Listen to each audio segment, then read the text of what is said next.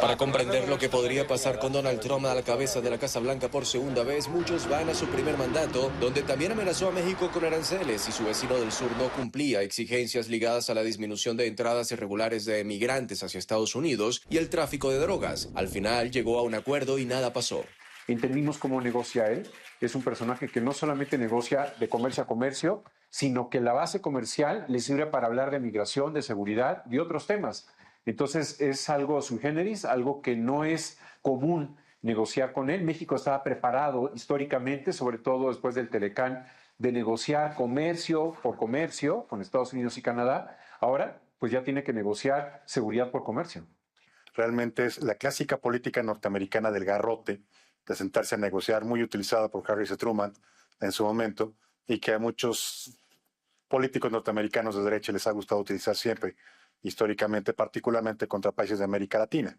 Aquí el garrote no son las fuerzas militares, no es la invasión, son los aranceles comerciales que pueden afectar al comercio mexicano, a la industria y a todos los elementos que se han estado creando desde que entró en vigor el Tratado de Libre Comercio.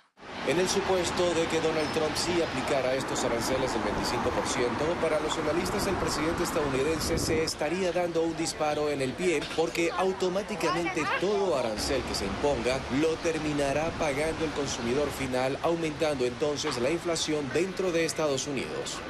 Quería la Reserva Federal automáticamente subir la tasa de interés. El peor escenario, de los escenarios que hemos estado manejando en la consultoría, el peor sería precisamente ese. Gente que empezara a dejar, no puedo pagar mis créditos y volver a caer en una recesión y una situación como la del 2008.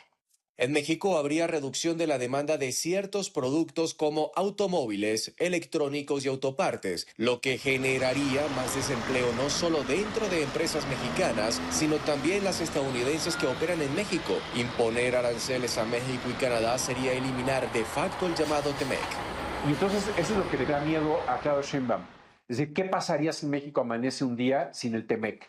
Bueno, pues ahí daría una pulmonía a nuestro país. Decía Marcelo Ebrard, si Estados Unidos nos impone aranceles es darse un disparo en el pie, pero sería un disparo en la cabeza en caso de que México también impusiera aranceles a Estados Unidos. Es decir, a México no le conviene una guerra comercial con Estados Unidos porque es su principal socio.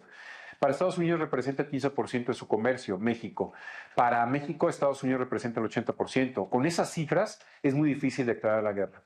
Canadá aseguró que un 25% de aranceles a sus productos sería un golpe devastador para la economía canadiense, pero su primer ministro Justin Trudeau tendría un as bajo la manga. Devolvería aranceles que le generarían golpes no solo económicos sino también políticos a un presidente que empieza un mandato. En la lista petróleo, acero y aluminio, Trudeau toma en serio las amenazas de Trump. Trump es un presidente que le gusta hablar mucho. Muy difícil de entender, porque no es un político normal. Sí es de preocuparse, porque no tiene las gentes que le amarraban las manos como antes. Pero sí es un problema, un riesgo para todos, principalmente, más que para el mundo, para Estados Unidos. Sheinbaum afirmó que dejará la diplomacia de micrófonos de lado para evitar más provocaciones desde quienes consideran los expertos como un presidente ya en funciones antes de su toma de posesión el próximo 20 de enero. En 2026 se dará una revisión del TEMEC, pero los consultados afirman que este escenario desde Washington podrían buscarlo antes y no precisamente para revisarlo, sino para renegociarlo. Una negociación en la que seguramente Donald Trump buscará bloquear la participación de China en la inversión y el comercio con México. Ya lo ha advertido con querer aplicarle aranceles también a Beijing.